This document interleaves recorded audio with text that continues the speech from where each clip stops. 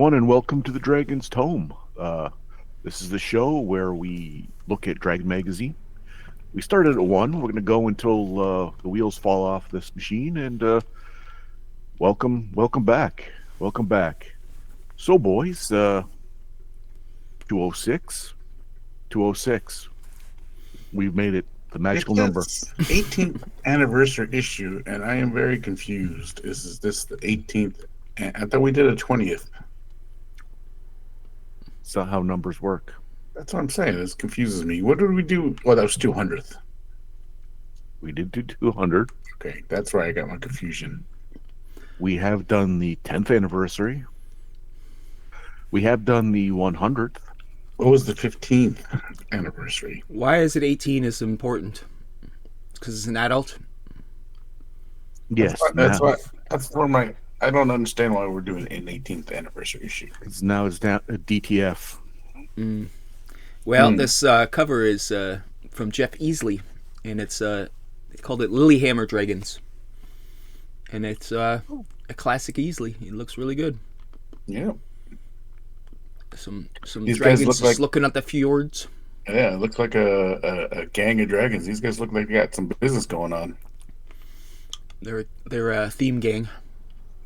I feel like Easley did another painting that he hasn't shown us of the opposite side of this fjord, and there's about a rumble about to go down. It's the jets and the sharks. There's going to be a dance knife fight and some guy snapping his fingers. I believe it. Since it's at Lilyhammer and it's in the 90s, I'm assuming they're planning their luge event. Luge.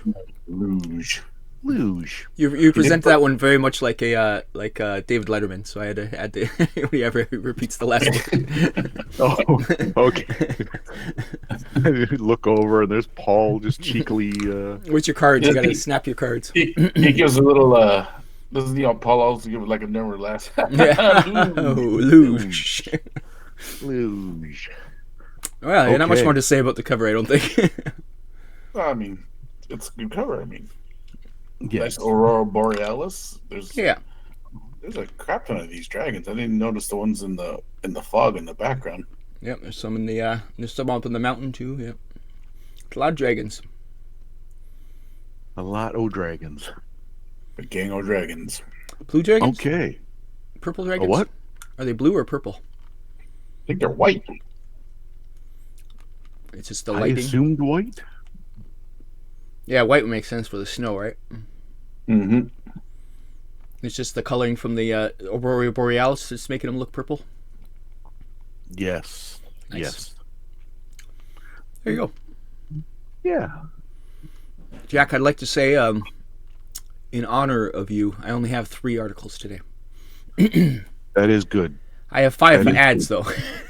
There's rules to follow. We need to get to it. Actually, let's cut the crap. Let's get down to brass tacks. These people have lives, things to do. We're not here to take up too much of their time. Beds to sleep in. And sleeping to do. So why don't we start with Pat? What is your first article? All right, let's go to page 12. Dragons, more than just couch potatoes. This basically is an article on using dragons and advanced Dungeons & Dragons in other ways than just big, bad, scary monster. He goes through different, and I have also been very guilty of running a dragon this way, as just a big, scary monster. Now he is suggesting using them in different ways, because they're supposed to be super intelligent. They're supposed to live thousands of years. They're supposed to be stronger than most magic users. Blah blah blah. So why do we not use them in their full potential? And then as I was reading this,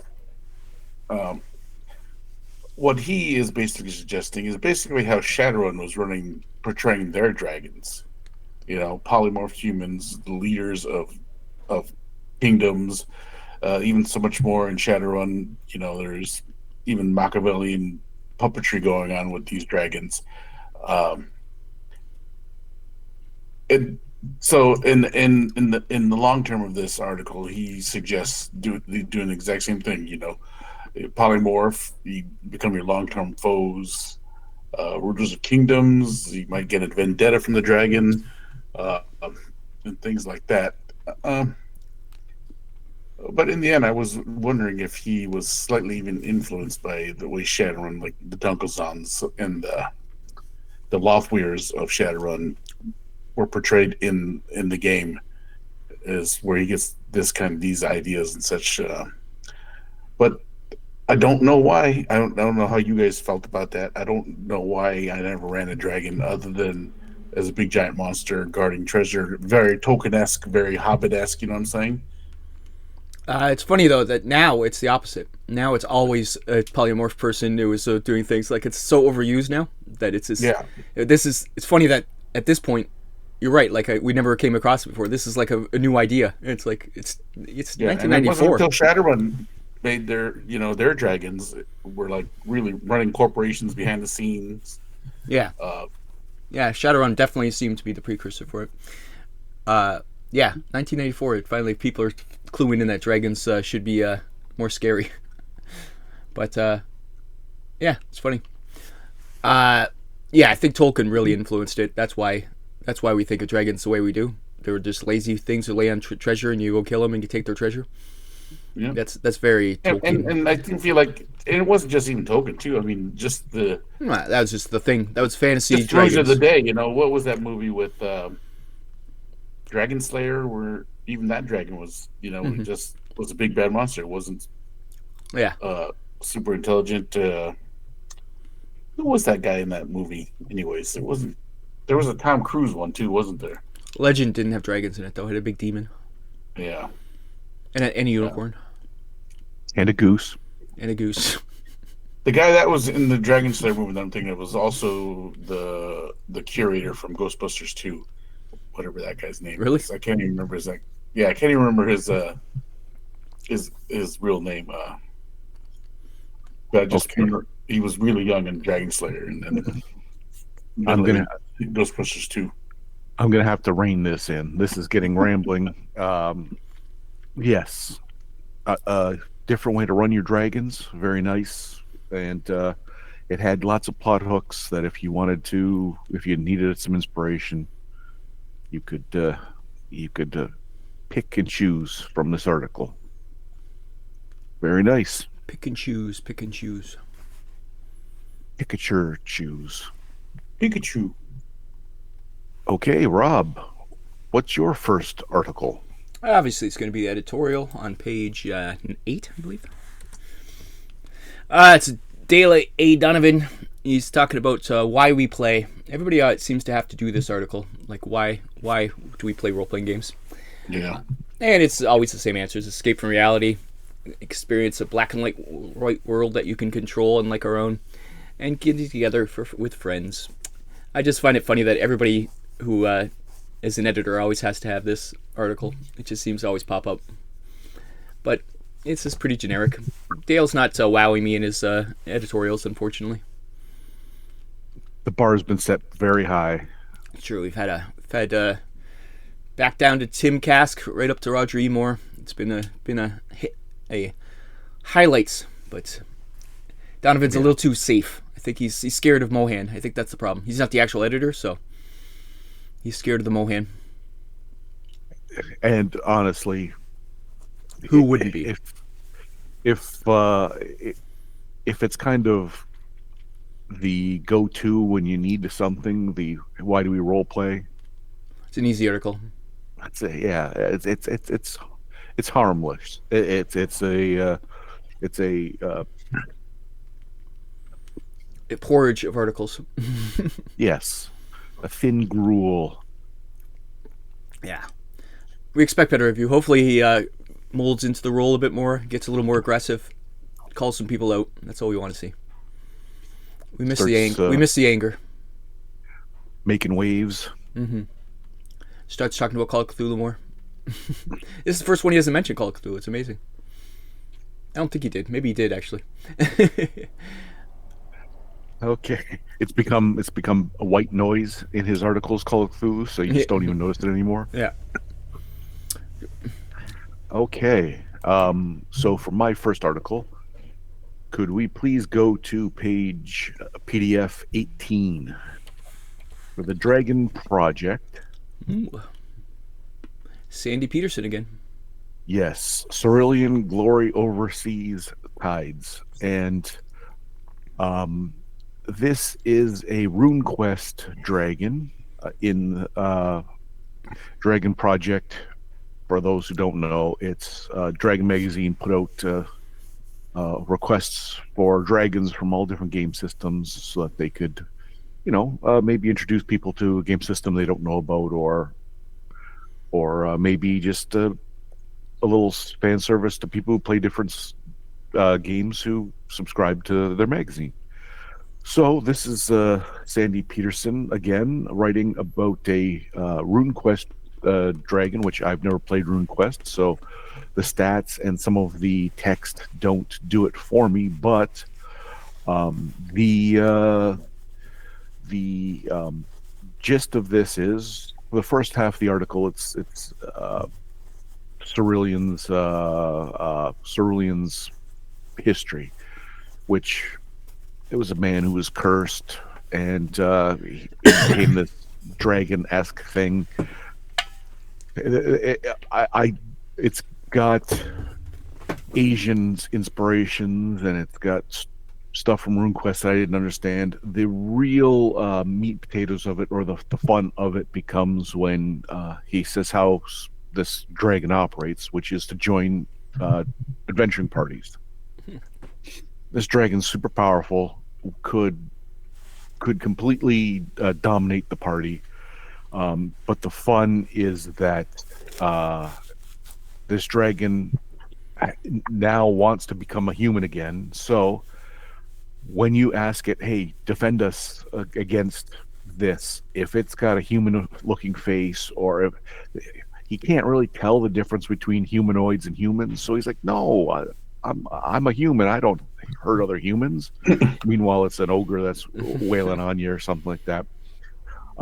And he just becomes a very contrarian, unpleasant traveling partner through these things that Sandy says his behaviors are.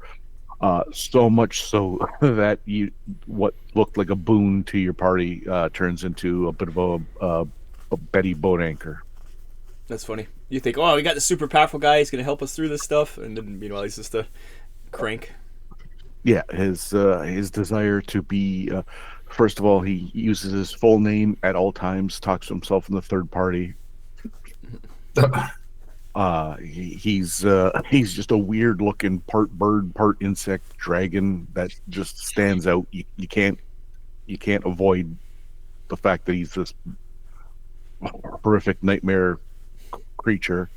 Yeah, and he's got peculiar social etiquette and self-imposed rules that just seem to contradict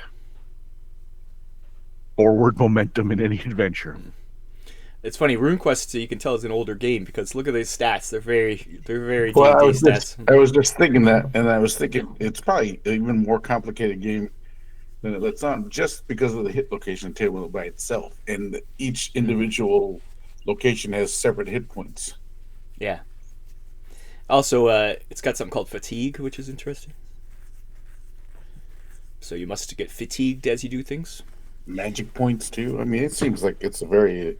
But other than that, it's strength, constitution, size, intelligence, power, dexterity, appearance. It's like, okay. It seems like a lot of rules, a lot of.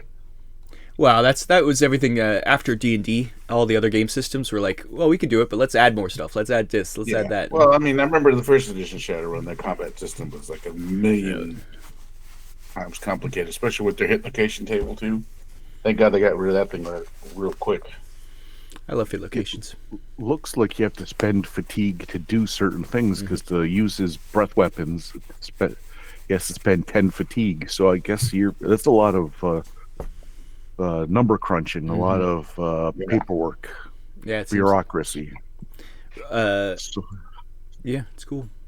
sort of like BattleTech when you were everything was Yeah, for sure. heat sinks, and then you were parts. And Oh then yeah, yeah, the original BattleTech 2 was very labor intensive.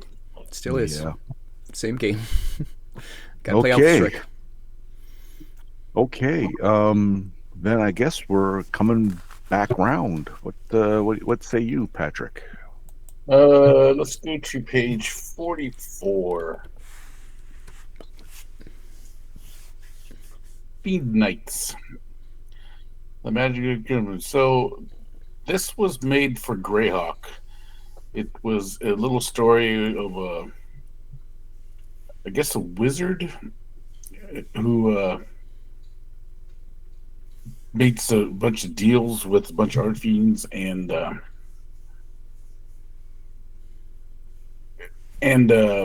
just kind of pieces together uh, a whole kingdom. And he part of his deal with the I can't even say this demon's name. Ball. I want to say just call him Ball for short.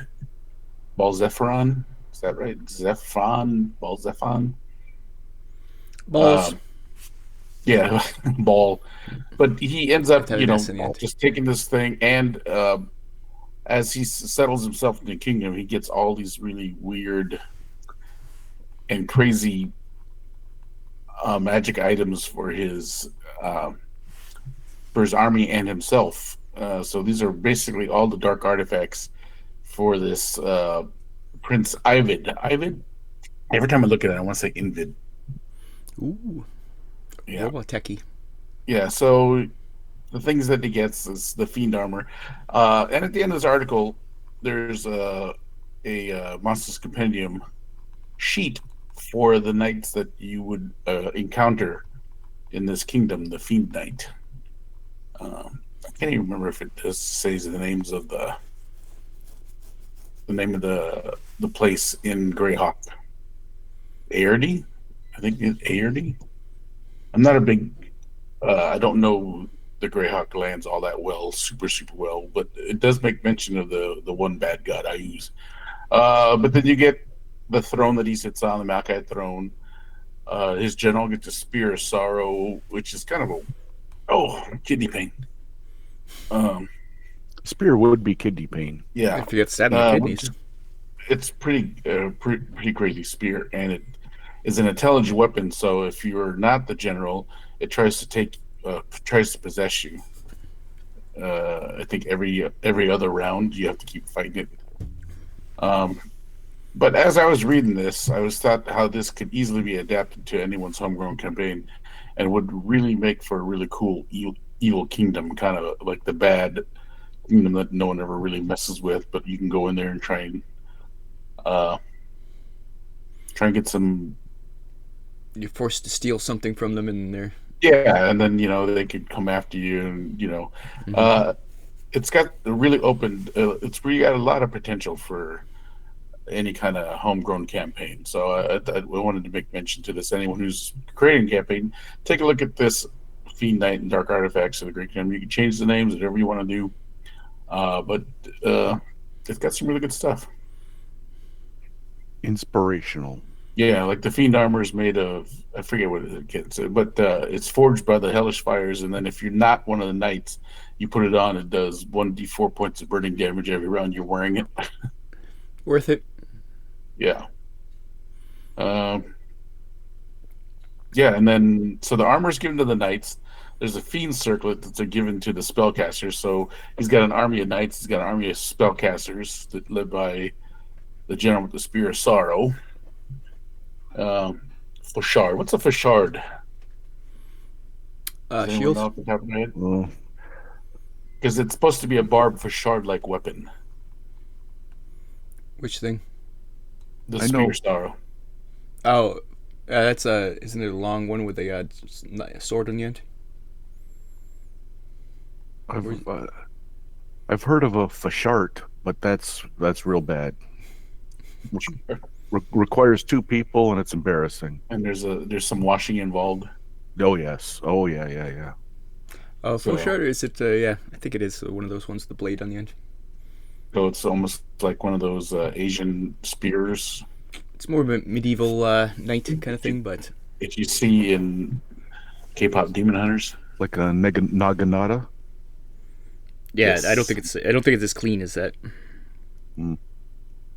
Uh, And Pat, as a side note, you mentioned whatever that was, Demon Hunters, last mhm. week.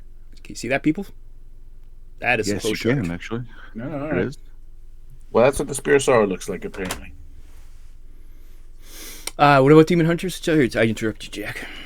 I didn't know what it was, and then for the next week, I haven't gone a day without seeing it mentioned 6 or 7 times. So thanks for adding that into my In your algorithm.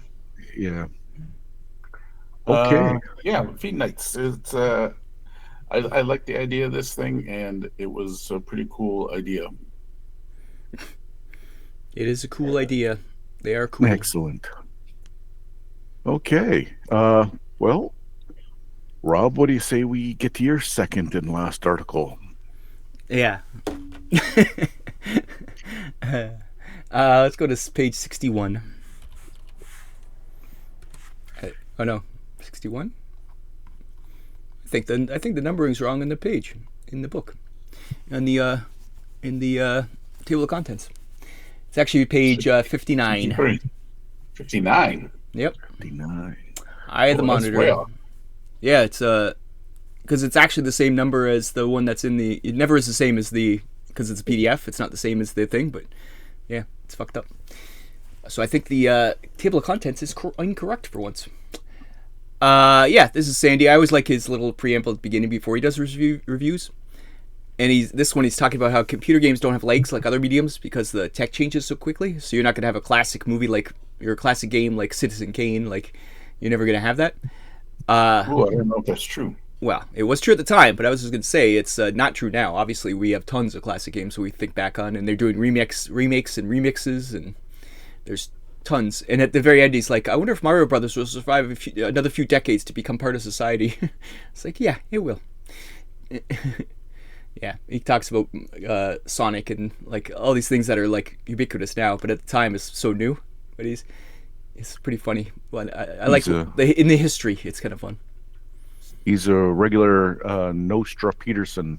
Yes, he kind of has definitely the pulse of the what's going to happen, and when he questions, usually is like, oh yeah, it comes true. So, but he does say that with enough time, video games would become like that, and it's true.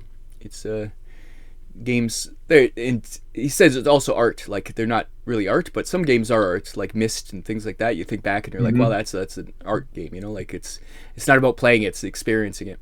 There's quite a few games like that, especially in the indie scene. There's tons like that. Like he couldn't. I bet he couldn't even imagine the indie scene back then. Like now, like the amount of just people just making games on their computer and just whatever they comes to mind and whatever artistic whatever. Like it's just crazy. If you want to explore outside of Steam, there's a lot of crazy stuff out there. But even within Steam, there's still crazy stuff in there. So Yeah. I just thought it was interesting. I always like Sandy's future prognostications. Yeah. He's actually a little on top of it sometimes. Yeah, not anymore, but yeah, at the time. Yeah, I mean, for now, I mean,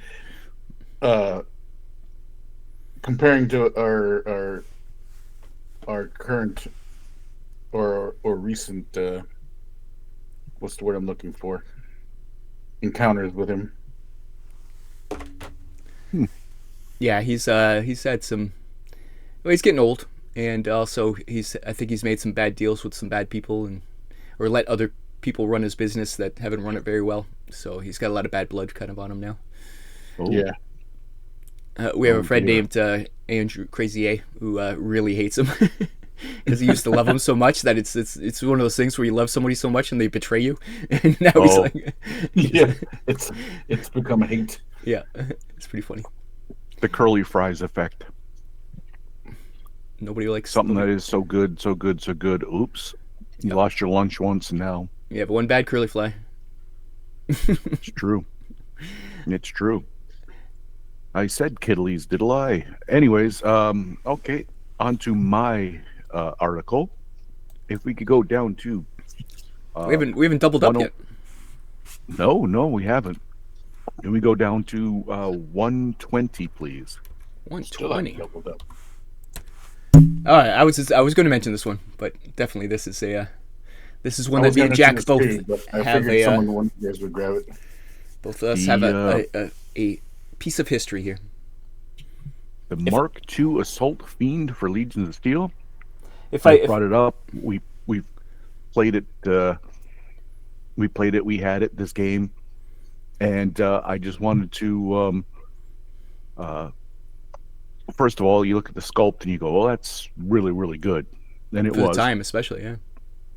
And you compare it to the Palladium sculpts we've seen and some of the other ones that are, Subpar. supposedly. But a couple notables is that in the review, it is mentioned that the sculptor is famous, Jeff Wilhelm. I don't know who that is. I don't know, and it mentions a few other people that are working with Legions of Steel, and name them like, oh, you should know Dave Summers and this guy. I have no idea, and maybe at the time they were like His name sounds familiar. the new hotness. And then it says that it's Ratham that casts the minis for the game, which I didn't know. Makes sense because Rafsum's a Canadian company also. So And then you look at the quality of the sculpt, and you see the the detail, how crisp it is for at the time. I'm like, oh, that makes sense. All the pieces were coming together. So I had a friend who lived on St. Clair Avenue. I wonder how close this was to actually living near these people. It was not long after this either. That'd been funny. It's living like hanging out right next to where this place is. It's probably just his house. I assume Global Games is probably just his house. Yeah, I think I remember he sculpted a bunch of BattleTech stuff too. Makes sense. Kind of similar. If I knew where it was and I was willing to not destroy everything in my room, I would pull this miniature out because it's here somewhere. I just don't know where. I just don't know where. Yeah, because a couple years ago, he had a Kickstarter and he had all the Legion of Steel miniatures that he recast, and I bought them. So I have every Legion of Steel miniature. really, Somewhere. As I look around well, this mess. I Could be think anywhere. Could be anywhere. This is your call to action for one to Clean my room. find them because they are a piece of history, and two, maybe get a skip out front and just start getting rid of some of you know. Oh, Almost knocked over something. What's in this? he's in the. No, this in is the a horde. this is a Kings of War army I'd never put together. I half put together. Pat and I were just talking about. Excuse me. That if you had a Kings of War army I have multiple Kings of War armies, but that's one 2 that days ago. that's one I Yeah, I have. don't even know why that came up. Because Kings of War 4th edition is coming out. That's why. Maybe that's it. No, I know you had the Arctic frosty guys, but I didn't know any of the others. So yeah, you better get that army put together. Oh, he's still looking. Just pulling up random boxes. I know it's in a brown box because it came in a shipping box, and I just left it in the shipping box. It's like a garage sale in there for him. Oh, jeez, yeah. Anybody wants to, come pick my room. Come, $100. Take what you want. Really? This place is a mess. I am I'm looking for dead 3D printers. Do you have a couple of those? No, right I got now? rid of them. I threw them out. I put them on this Really? curb, and someone took them. Yep. Oh, Actually, I do have those- one in my shed. I have my original FDM printer. So I was going to turn it into a like a sketch. You could do like wood cutting with it. I was going to do that, but then I was like, eh, because what's broken on is the hot end, which is the kind of the important part. So everything else works. Anyways, enough about my Emily, the mess. engineer turned hers into a tattoo machine. So Yeah, that'd be cool. yeah. Okay. That'd be Well, scary. that's it for the articles. So why don't we move along to don't shake your head, but I got one more. I got Pat, 5 hours sleep. Pat, how many more do you have? I got one more. Pat, what number? Oh God. Page 78. 78. I'm Yeah, we had to talk about Elminster. Actually, there's one Elminster. article that neither of us talked about that we should have talked about. But Elminster's Notebook. This is a story about Tashara, a mage of considerable power that learned how to create undead, but they retained their wits. So she became a crazy necromancer and could turn people into undead that can keep their intelligence but are wholly under control. She in the story. This is taken out of Elminster's Notebook, written in like an entry form. She induces 7 powerful wizards that became what she calls her skulls, and ironically, as they died and their body decomposed, they actually became skulls. But they're wholly devoted to her, and they cast spells for her, etc. They basically hover around her, protect her even when she's sleeping at all times. Then she finally she crossed the line and made a god jealous. I can't even remember who the god is. I didn't write it down. But when she died, though, the skulls were scattered around the realms of Faerun. One being destroyed, so now there are 6 skulls laying around Faerun, and it's rumored to be different evil beings in the Forgotten Realms. But it was a nice little story and a nice little character, and it adds some more flair. If you are a big fan of Forgotten Realms, a lot of these skulls will show up in the different parts of the Forgotten Realms stuff. But it was a nice little story. It didn't really give stats out. Nice little picture of her with the skulls floating around. The picture really does like work. Yeah. yeah, it's cool. But it was, in a sense, just a little story by Ed Greenwood about this character he put into his campaign and didn't stat any of these things out. So that's great. It was Ed Greenwood, of course, doing all this. Of course. So it was a good story. I enjoyed it. Cool. My last one is on page page 10, if it's correct. Yes, first quest. Usually the first quest ones are kind of boring, but this one's kind of interesting. I read this one, but I didn't find it very interesting. Well, it's interesting because Skip Williams was there at the very beginning, so he kind of gives some like real interesting background history to how it all worked. He also has a funny story.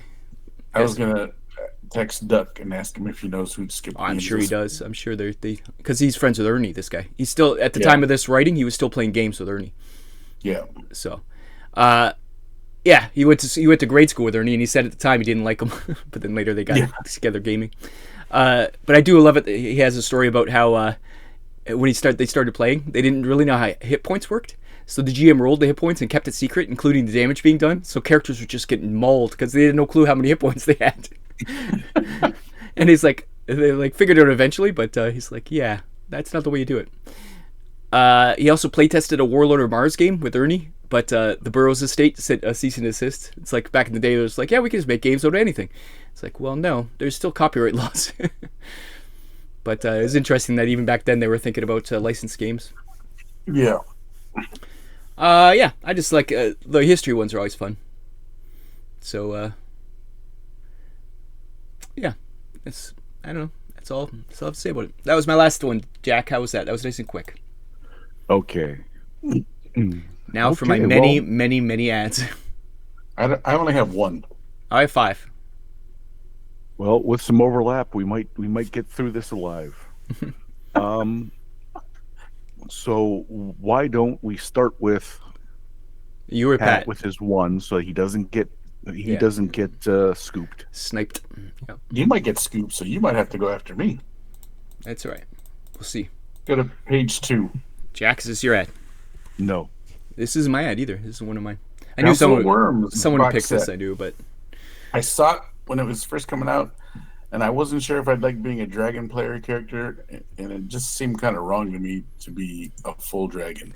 There's another article we never talked about in this about like half dragons or dragon people, and I'm like, Yeah, that's the beginning of the end of D&D right there. That's fifth yeah. edition screaming its head. In Well, its no, they birth brought the throes. Dragonborn, or I think that started more with Dragonlance, but they Yeah, but actually fleshed it out in fourth edition. I know, They, but they have Dragonkin in third.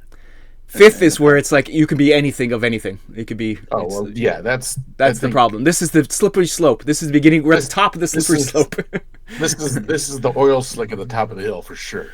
Yeah. So I'm not yeah, gonna argue, playing I as won't argue dragons that. and playing as dragonkin. Which This is is the why I thought beginning it of was the end. always wrong when we looked at it and we're like, we could play dragons. I'm like, I don't want to be a dragon though. You know, that's I just feel like then who are you gonna fight? You know, Other other dragons. dragons. Yeah.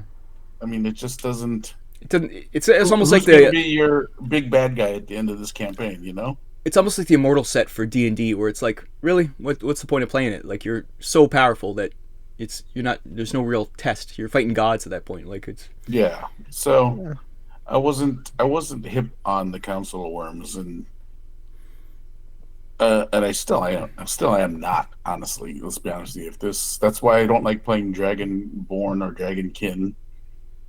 Uh, Racist. it's just I wouldn't call it racist. It's just I know. uh, It's the I OP just of why can't yeah, I just just why can't you just be human? or just why does everything have to be playable? You know what I'm saying? Why can't you just be an elf? Why do you have to be some kind of half elf, half dragon? Like, come on. Why can't you be a gnome? God, I mean, now we're playing gnomes. It's crazy. Anyways, Jack, you were gonna say I just think some things should be sacred, and familiarity breeds contempt. Like, if you can become the dragons of the Dungeons and Dragons, like to me, it just doesn't work. And you're right; it is a symptom that of the sickness that really starts rearing its head when Dragonborn show up. You had tieflings. dragon people in Dragonlance, and it was like, oh, okay, that's unique. The henchmen of like, but once it becomes commonplace, And I don't think you loses could its play them luster. in the game either. You couldn't play them; they were just the enemies, right? Yeah, they were the enemy, and What's next? You Yeah, could play the dungeon in Dungeons and Dragons. I'm sure there's an anime out there called I was reincarnated as a dungeon, and my secretary is my sister or something. I do love the names of some of those things. Yeah, paragraph and a half. Yeah, good old Japanese. Anyways, yeah, I'm not big on Council of Worms. That's why it was not one of my ads. No, no, and my apologies to whoever wrote and whoever thought this was a good idea. Once but again, it was. I'm sure it was mandated. There wasn't somebody who just came up with this good idea. Someone was like, let's make a box set that you can play as dragons. We got to sell. Yeah, we've got to cater to the small group of people that'll think this is awesome. Okay, if we could go to my ad, which is page 41. It's not mine. All mine are unique. I'm so happy. Yeah, this one's weird. Yeah. yeah, I saw this. I couldn't figure out if this is a video game or what. Yeah, it's a video game. Well, it most certainly is a video game. That this storyline of this small child who starts playing it, and how hard it is, and how it dominates their life until they die playing the game, unable to succeed.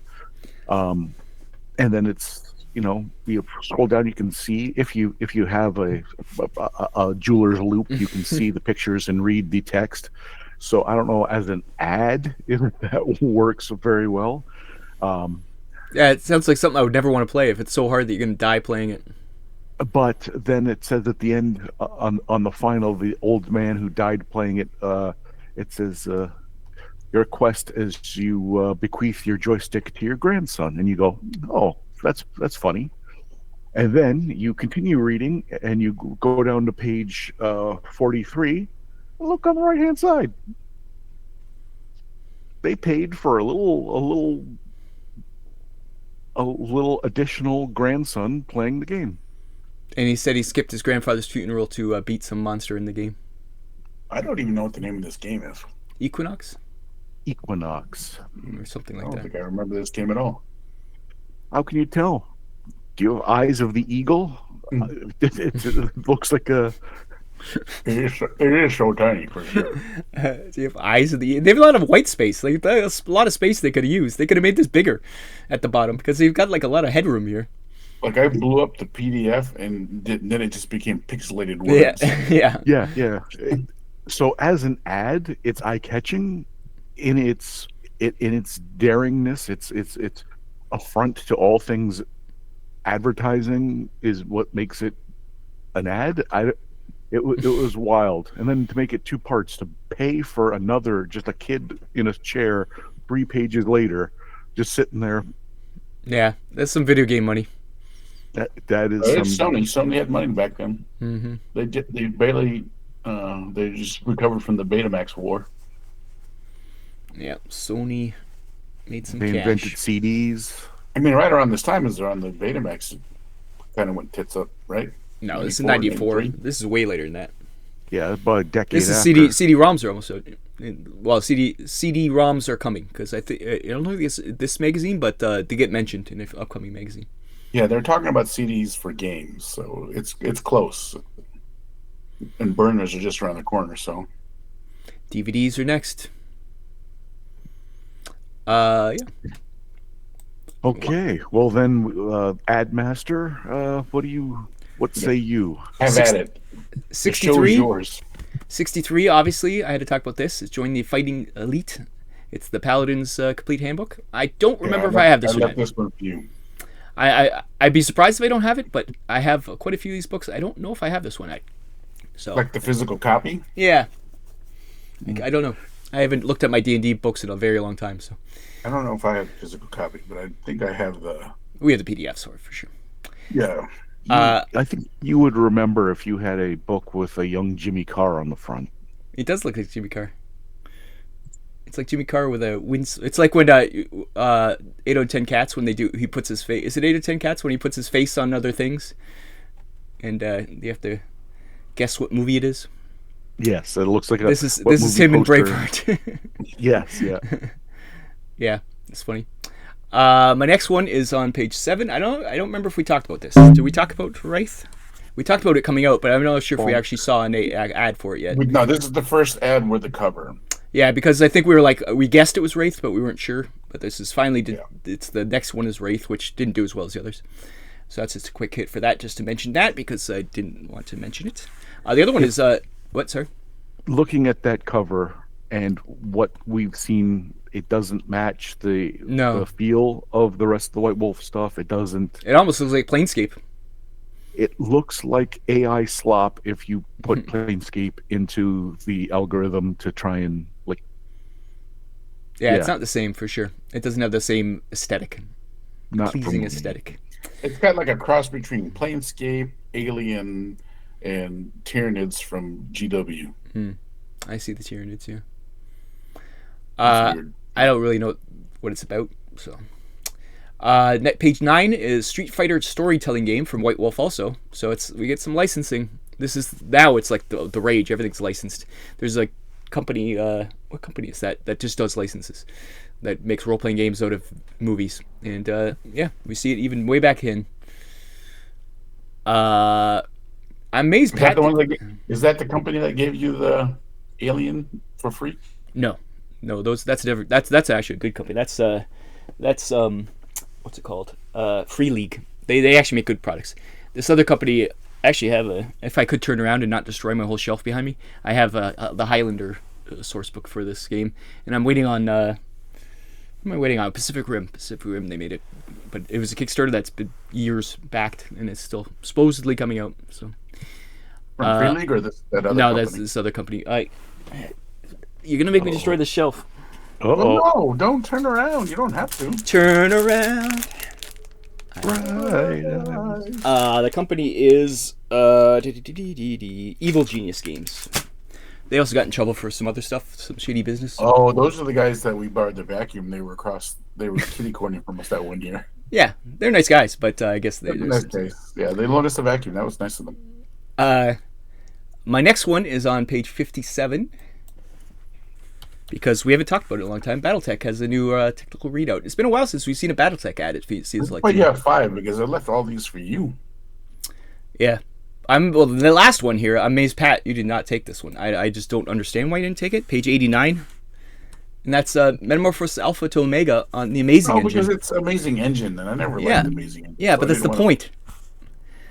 Now they're just throwing everything into it. That's what I'm saying. So I was like, wow, they'll just do anything to try to get this Amazing Engine off the ground. They're throwing up Metamorphosis Alpha into it. So, yeah. So your hypothesis is that since you hate Amazing Engine so much that Pat would be unable to not bring it up just to give you it was Metamorphosis Alpha. That's why I thought. I saw it because there was Metamorphosis Alpha, and then I was like, oh my god, now they're just porting. Yeah, but why wouldn't you want to talk about that? That's the point of this whole thing. Just trying to ignore everything that's Amazing Engine. It's 15 minutes is at 16 minutes. Yeah, like I'm amazed there's so much is coming out for it that we've never heard of this. No, it must have burned out fast. It's flash in the pan. Well, that's the thing, right? They're trying to make it happen, so they're just slapping everything that's not it. I'm amazed they haven't done a Buck Rogers into the Amazing Engine. Yeah, or I'm surprised they didn't, because I think Gamma World is dying quickly. Yeah, I wouldn't be surprised if we see that too. Anyways, that's all, Jack. I did it. It was a quick speed run through my ads. I mean, if we're going to talk Metamorphosis Alpha, now we're going back to this. Now you got me started. I'm surprised they didn't port Boot Hill or Top Secret either. Oh yeah. Some of those. Yeah, for sure. That's the kind of things you think that'd be a no-brainer. They already have the license; it's all theirs, and they just have to throw it into. Yeah, it's so stupid. But I love Top Secret and I love Boot Hill, so yeah. Like people that would give a nostalgia to, like, this is smart. Like, you want to get into Amazing Engine, people have this nostalgia for Metamorphosis Alpha, right? And to learn the new game system for the games what they'd released, which was like a Victorian era some weird thing, yeah. To start off on those ones is kind of a weird thing. It's like, okay, I'm not interested in these at all. A Wonderful Wizarding School one. It was like. Yeah, there was like a generic space, like a cyborg one or something. Like it was like real generic stuff. Yeah. Maybe I should run a Metamorphosis Alpha at Gen Con one year.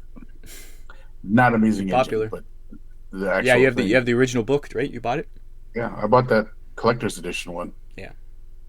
Your camera, when it zooms you in and out like you're on like Doc Evil on a sliding chair, it really freaks me out when I see it out of the corner of my eye. If you just pretend to read something on your phone, just oh yeah, it's great when I do this. Phone. It zooms way out. Oh, so now it's not going to do it. No, it doesn't. Now that we want it to do it, it's not going to do it. Like your camera hates us. Yeah. Okay. Now it's just being willful. It's being willful. My camera's willful. Anyways, enough of this show, Jack. Let's get back to the beginning. Let's get out of here. Thank you, everyone, for following along, listening while you're doing your chores or I don't know, doing your taxes, whatever you're doing. Thank you. It's been a treat. It's been a pleasure, but we've got to go. We've got to go. So I'm told I have to do this, and then we will return next Just comment week. And let us know if Rob's camera freaks you out too. Freaks me out out of the corner of the eye. Do like whip pans and Dutch angles and thankfully only one of us has that camera because of all three of these windows. It'd be like you're in a reclines. ship. Yeah, I just recline back. That's all I do. See, when I recline, it keeps me the same size. That's true. Okay, well, for the Dragon's Tome, I've been Jack. I've been Chopper. I'm still Rob. Bye-bye.